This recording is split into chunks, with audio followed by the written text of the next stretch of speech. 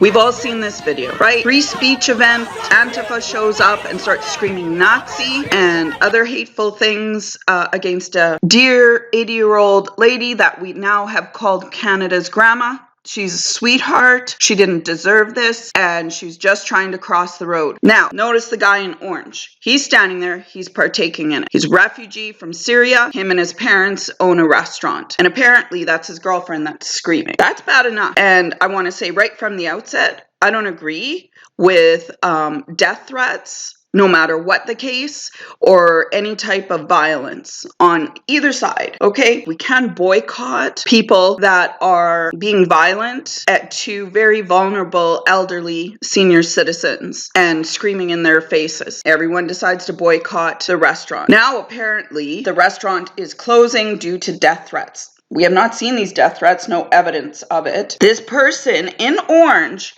has not apologized. So why should we feel sorry for him and his family?